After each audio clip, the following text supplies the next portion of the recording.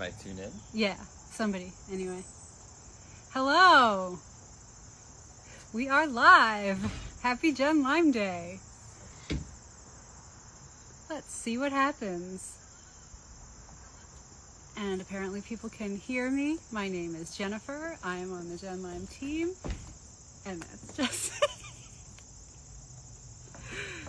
Welcome, welcome! This is very, very exciting. Now let's get our amazing guests in to start this conversation.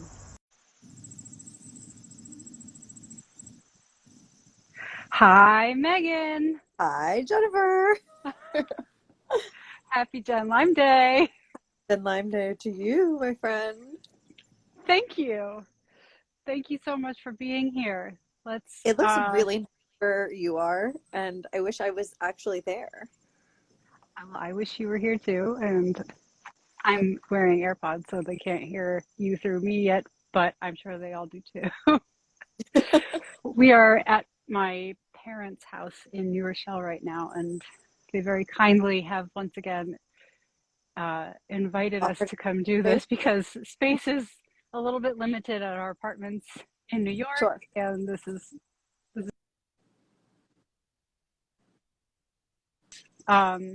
let's see if Adina is here yet. It looks like she's not, but how are you doing today on this fine Gen Lyme Day? You know, we are surviving. We are not thriving, but we are surviving. No. On my way to sit back down. We appreciate the honesty, yeah. I was getting ready, and I smacked my foot that's in the cast on the door frame. No. Oh my God. I'm sorry to laugh. I just know. My nerve pain medication, so the struggles. It's okay. Thank you for joining in spite of this. It's part of the take your journey. mind off of it. Yeah, we love a distraction from pain. So. Oh yeah, big time. I remember one time after having abdominal surgery, this like shower bar thing in my apartment fell down, and I tried to fix it because I didn't have any help, and it just fell on me. We love that. I was like, cool. Adina's here. Woo. Hi, Adina. Hi, I actually was watching you guys live, but yeah, there was a little bit of technical difficulty. Thanks for having me. Oh my gosh. I understand. I'm having some technical difficulty apparently speaking too today, so that's cool. But really glad to have both of you here for our first live conversation for Gen Lyme Day 2022, which we're calling Let's Talk About Community Action. And we could think of nobody better to invite to this call than my dear friends and colleagues, Adina Bercowicz and Meghan Bradshaw. We're just so happy to welcome you. Adina is the founder and executive director of LymeTV and the president and executive director of the Tick JEDI Coalition, where the three of us work together. And Meghan is the director of Advocacy at both organizations and one of the co-creators of the Gen Lyme Supporters Meetup.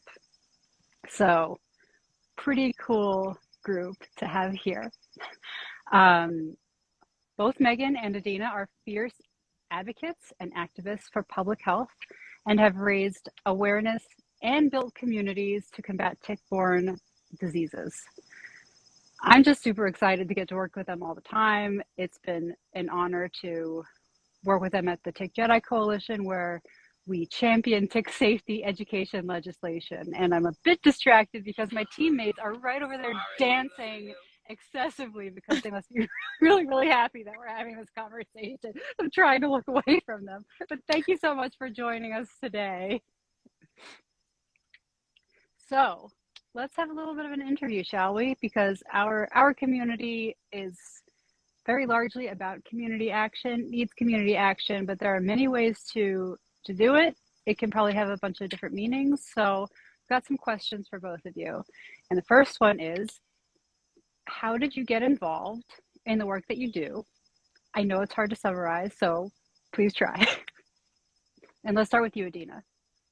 With me, I was actually going to ask if we could start with Meghan, since she just had her story in, you know, the Today Show, right? So I think that it would be great if we can start with Meghan and oh yeah, we're gonna get to personal stories as well, and for both of you. But yes, Meghan. Okay. So I had been going through treatment during 2020, and I had been stuck at home connected to an IV pole for 4+ hours a day, and I was in a really dark place because I was grieving this life that I had built for myself, and my career, I was no longer going to be going back to it, and things were not going to be normal per se, and so I was trying to figure out ways that I could one, distract myself from what I was dealing with from the day to day, these intense treatments that were really physically and emotionally draining. And also, I wanted to find a way to find purpose in all of this pain that I had been experiencing. And so, thank goodness for the internet, which is how all of us have gotten connected.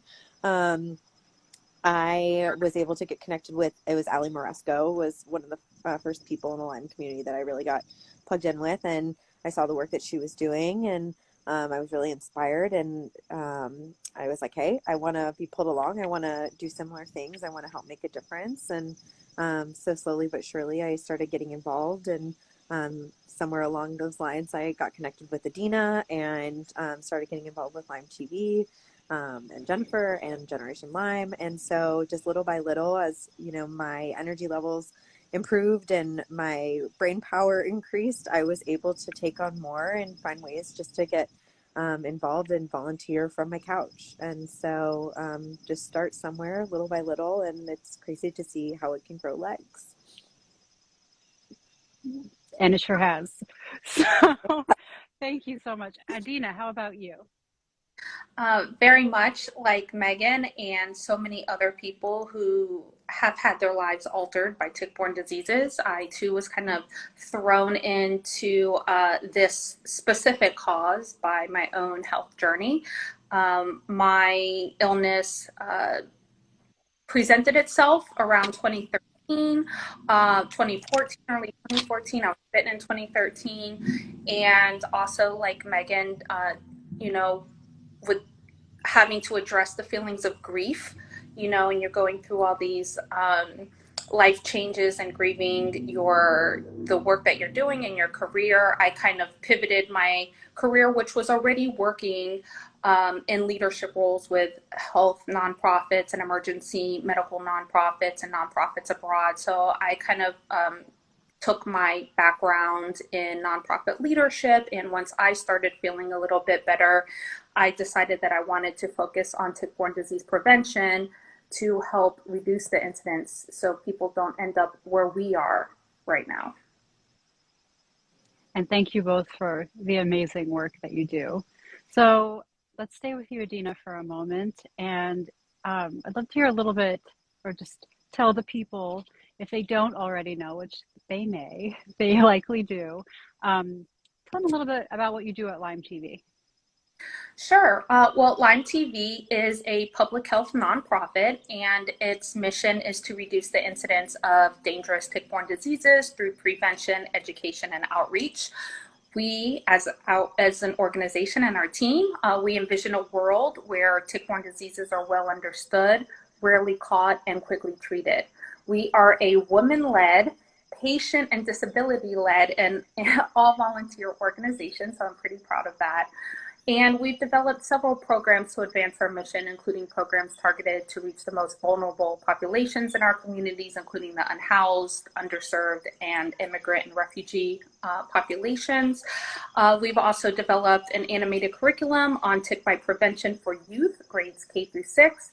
And my role with the organization involves program development, project management, organizational sustainability, and leading our teams. Incredible. Thank you for all of that. So Meghan, as Director of Advocacy at LymeTV and the Tick JEDI Coalition, what does your work entail? Let's explain that to some people. So one thing that I know we have experienced and we've talked about a lot is it's kind of hard to separate the two because there's a lot of overlap between the two organizations. So for those who don't know, Tick JEDI Coalition was formed about a year ago. Adina had reached out to me with this idea. So LymeTV has created this incredible curriculum that's ready for distribution. And so Adina had reached out to me with the idea of trying to find a way to move it into schools in Maine, which is where LymeTV is based out of. And she knows that I have very much an interest in working in policy related things. And so asked if I would be interested in helping to spearhead this legislative initiative.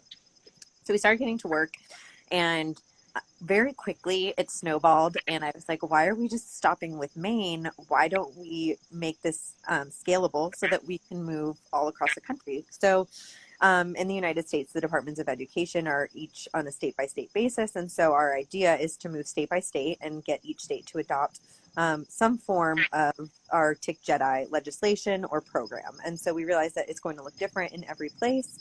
So for example, in Illinois, we were really excited that there was a resolution that was passed that was encouraging the Departments of Education to incorporate this into their health curriculum. And in New Jersey, we just had our bill unanimously passed earlier in the summer in the Senate, and now we're awaiting passage in the state assembly. And so, you know, we started getting to work on this. And so my role is to kind of navigate this process because it is really, really specific in each state. And it's really important that we cross all of our T's and dot all of our I's. And we have to play by the rules because when we're dealing with public policy, there's a very specific course of action that we have to follow. And so my role is really to make sure that we are doing everything by the book and leveraging the different community partnerships that we have so that we can expand and maximize our efforts. And I would like to just note that, Meghan, you mentioned that it's been almost a year, and I can't believe how fast time has flown since we did launch the Tick JEDI Coalition as a sister organization of LymeTV. And just for those watching who may not know the difference, there are different types of nonprofit organizations. So LymeTV is a 501c3. We're a public charity organization, a public health, but public charity organization. And Tick JEDI Coalition is a lobbying nonprofit. It's a 501c4.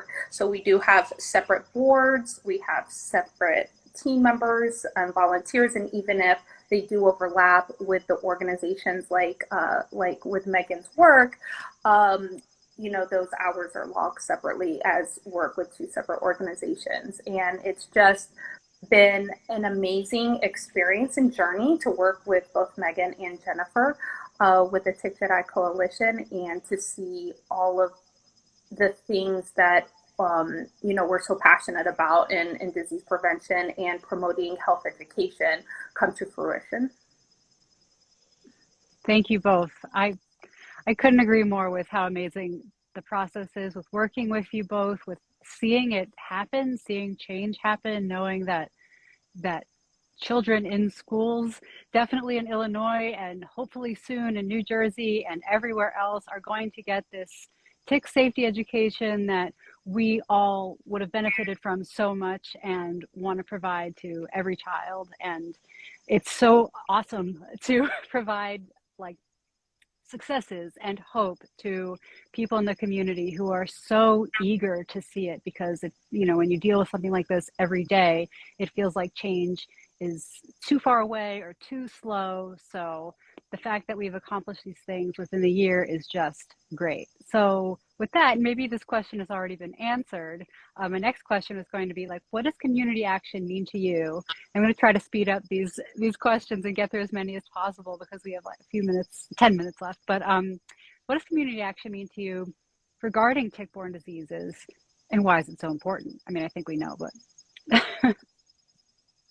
let's see. I think it's really important that we leverage the resources that we have and the networks that we have. I think we do a really good job of communicating within the tick-borne disease community, but I think what's really important is for us to use our voices and our resources to go outside of there.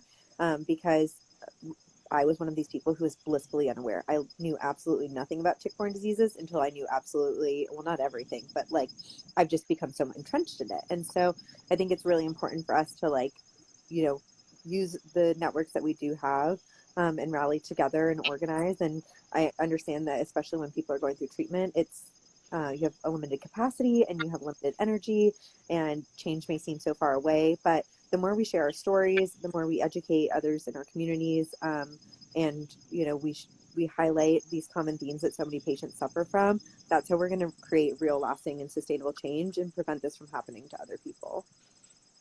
Yeah, exactly. It's, you know, community action changes people's lives. It improves our communities, it gives people hope, and it really begins with coalition building, you know, working with peer organizations.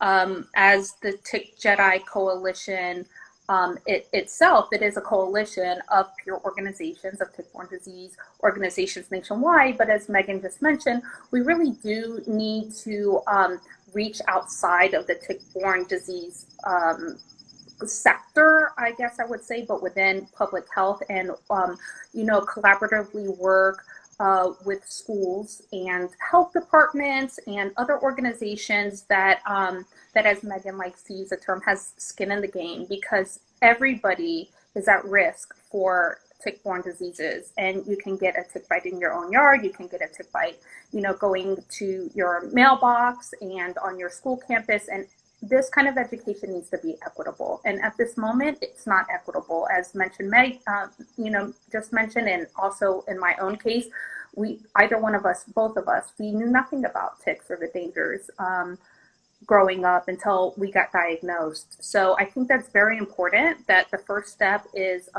awareness to the population that there is this problem and you are at risk. And it really does take a lot of community action to set that in motion so people are aware. If I can just say one more thing too, I know that, again, people have limited capacities, people have things in their own personal lives, their work, their healing journey, you know, all these things that are going on. So don't feel like it has to become a full-time job or a part-time job even to get involved. It can be as simple as, if, you know, your sister is a teacher, sign up her classroom, have her sign up her classroom so that every student in her classroom or in her school is involved. Just, you know, spreading the word. It can be as simple as like sharing on social media or just talking about it in passing, because chances are all of us as patients are having these conversations or talking about tick-borne diseases in some capacity. I mean, I know I talk about it like every day, but you know, there's ways that you can turn those like small conversations into actionable change. And so by saying, hey, like, check out, you know, LymeTV, they've got this great program, look into Tick JEDI Coalition, you can sign up for your classroom or, you know, your scout organization or whatever it is, just getting it out into the community. And it's really as simple as, you know, in passing conversation.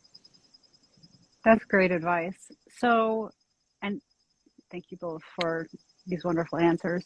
Before we wrap up, one aspect of community action that may not be conceived of as community action, but totally is, that has already been brought up by both of you, is story sharing. And that's something that we do at Generation Lyme, and that's something that both of you have done personally. And that's a really powerful way to be involved and to contribute, and also to do some work to like give yourself some relief. And I'd love if both of you could provide some insight on your experiences and opinions on that before we wrap up. So Adina, how about you? Yeah, you know, story sharing is one of the first instances where people may be made aware of that ticks are a problem, if they've never heard of it, or even if they have heard of Lyme disease, to know that a person can have long-term damage or persistent clinical symptoms only when they meet or know somebody who's gone through that. So I think telling stories is very important. Personally, I told my story. I began with friends and family, and then, you know, I've spoken at conferences and various media outlets as well, just to kind of get that information out there. Anything to highlight what Lyme disease and other tick-borne diseases can do to the body. It's it's needed more. You know, there's not enough of that information out there. So as Meghan said, not everyone has the strength or energy or ability or the health, and that's okay. But if you're able to, even within your own little limited circles, within your family unit or your friends, and expand outward, the more you tell your story, the more awareness it brings. Absolutely. Well, when I first started experiencing symptoms, I had a really hard time. I was having a hard time wrapping my mind around it because for most of my life, I had been perfectly normal, quote unquote, healthy, able-bodied, independent, functioning person. And it was a really hard time for me to grasp what was going on because none of my doctors could explain it. And it was really grueling trying to process it emotionally. And in my experience with tick-borne diseases, I have had very physical and very visible manifestations. And so for those who are watching who don't know my background, I've had 8 total joint replacements and 8 joints fused in the last 3 years. And I will still have a few more in the next few months. But, you know, I see this as an opportunity. This is a way to share my story and show this is something that's really clear and tangible and indisputable. Unfortunately, a lot of times patients have been gaslit and are told, you know, it's psychosomatic, it's in your head. Well, you can't tell me my joint replacements are all in my head because, well, you can't fight that. So I am happy to share my story because while it is extreme, while it is unique, it highlights so many of the common themes that other patients experience. Delayed or misdiagnosis, a general unawareness of ticks, you know, having complications, accessing care, having to travel for care, not being able to get adequate treatment. And so I'm happy to share my story, and I now take any opportunity that I have to do so because I think that it has some shock value to it. And if I can use it to help, you know, get some awareness for tick-borne diseases, then I'm more than happy to do that. And so this week my story was published on the todayshow.com. And I have another interview that's coming out with another major publication soon that I'm really excited about. And I look forward to sharing soon. But, you know, I'm happy to use my story to highlight these things because in my experience, it's easy to point fingers and to place blame and see where things were wrong. But I want to use this as an opportunity to show what things should be in place and what should have been in place that could have prevented this from happening. And so that's now also why I went back to school for my master's in public health, because I really want to focus on how can we create population-based interventions so that nobody else goes down this road like we have. So. Yes, and clinical education, right? Telling our stories and, you know, to clinicians who can see the damage that it could do within their patient community also helps expand that education and that awareness as well, which is so important because we know there's a lack of clinical education with tick-borne diseases, although a little off the topic, but I just wanted to bring that up. I'm glad you did. Yeah, not too off the topic at all. Thank you both so much for all of the incredible work you do on behalf of our entire team, and I'm sure our entire audience today, and many more who will see this to come, and just everybody else. You're helping so many people. I'm so honored and thrilled to be working with you on the things that we are doing at Tick JEDI Coalition and all of our other cool projects. You really put yourselves out front in a variety of ways that have made huge differences and will continue to make huge differences in the lives of tons and tons of people. And I know it's not easy. So I just want to say thank you, and that lots of people are extremely proud of you. I am one of them, very grateful for you, and so pleased that you were able to join us here today for Gen Lyme Day. And yeah, any final thoughts?